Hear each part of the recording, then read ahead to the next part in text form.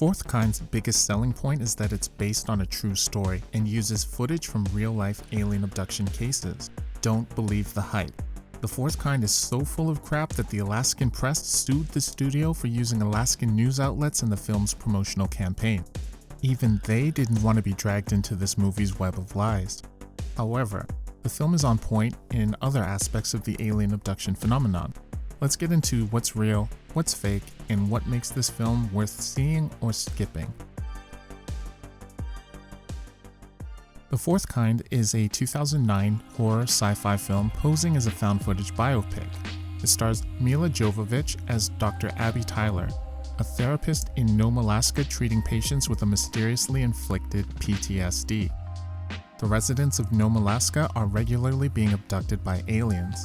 As Dr. Tyler investigates the abduction mystery, she uncovers a horrifying truth, that she's also being targeted by the alien presence.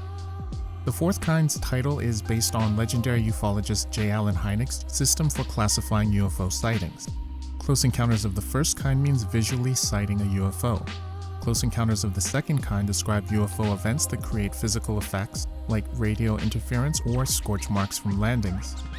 Close encounters of the third kind involve seeing UFO occupants. And close encounters of the fourth kind refers to extraterrestrials abducting human beings. The Fourth Kind's opening scenes and marketing materials position it as a true story that happened to real people in Nome, Alaska. The movie also tells us that we're watching legit archival footage captured by the real Dr. Abigail Tyler, and that the subjects' names and professions have been changed. Even though, we see their faces, many of the movie's creepiest moments take place in a split screen beside the real footage that inspired it. The based on real events claim is 100% false. The film's writer and director, Olatunde Osunsanmi, penned the story.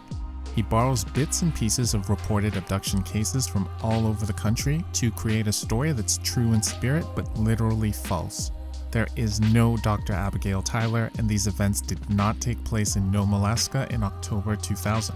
The Fourth Kind is a work of fiction masquerading as fact.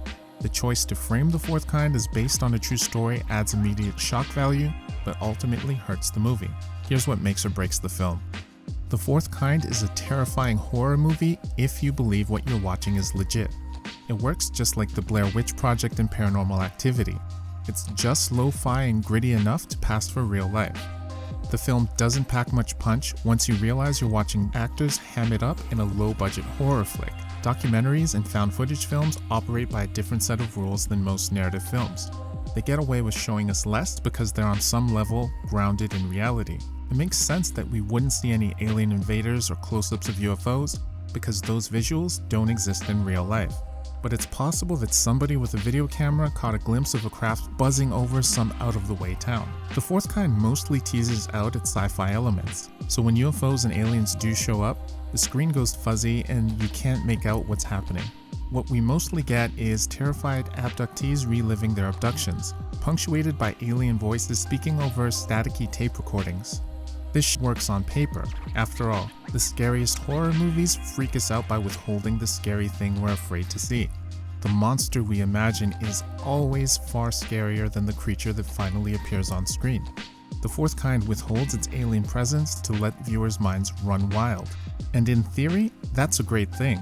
Again, if you believe what's happening is real, this movie will rock your world with some mind-blowing scares. But those scares don't hold up when you see The Fourth Kind's premise as a cheap gimmick. A cheap gimmick that isn't even thought through very well. After all, are we supposed to believe we're watching confidential doctor-patient sessions? The actor playing Dr. Tyler is just an IMDb away from blowing the film's cover. And we see hypnotized abductees levitate off their beds like Reagan in The Exorcist.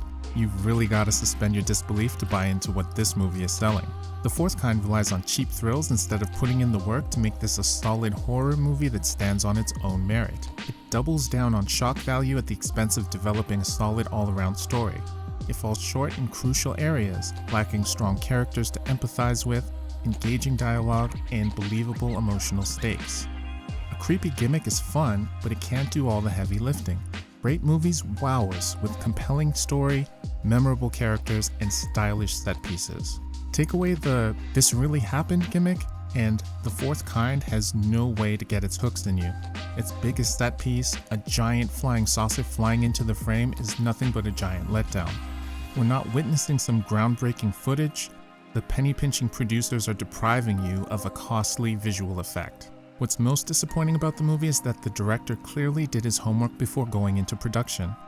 The story incorporates plenty of strange aspects reported in alleged alien abduction cases. The film leans into the phenomenon known as screen memories. Most abductions happen late at night when people are in bed sleeping. The next morning, the alleged abductees often struggle to recall what happened to them in the night. They're certain something unusual happened, but the details remain fuzzy. They're often left only with bizarre stand-in memories that feel out of place. They claim to wake up to discover seeing things like clowns, life-size toys, or wild animals at the foot of their bed before blacking out. Abductees commonly report seeing giant owls inside their homes or staring into their windows, so the film gets that part right.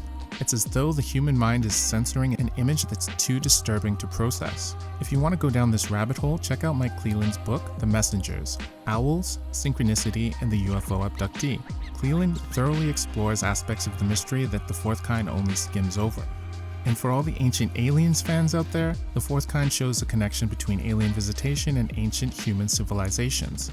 The aliens in the movie speak Sumerian and refer to themselves as higher beings. The story takes a page from Chariots of the Gods author Eric von Daniken, who suggests ET visitors played a role in humanity's development. More recently, UFO advocates like Jacques Vallée and Luis Elizondo have posited that we've been too quick to link the phenomenon with beings from other planets. Perhaps these non-human intelligences are manifesting much closer to home. Maybe they exist on Earth, within our oceans, or on another plane of existence. It's an intriguing argument that's only now trickling into the mainstream conversation. So I appreciate The Fourth Kind touches on the cryptoterrestrial topic, even if it's only breezed over. The Fourth Kind has the makings of a great alien abduction horror movie but squanders its potential. It has a wonderfully creepy premise about an isolated town where people go missing. That's an awesome start. And you have a fine cast with an ass-kicking genre movie star and talented character actors. And it's all brought together by a filmmaker who put in the time to understand UFO mythology. And yet, it's not even in the top 5 alien abduction horror movies. The film has a few good scares. The "it's not an owl" line scarred a whole generation of viewers, but not enough to make The Fourth Kind worth your precious time. It's tough making a film with UFOs, demonic possessions, and alien invaders feel like bad community theater, but The Fourth Kind finds a way. Thank you so much for watching. If you enjoyed the video, please like and subscribe. Let me know what you think of the movie in the comments below, and please let me know what movies would you like to see me review on UFO Movie Club. Thanks for watching.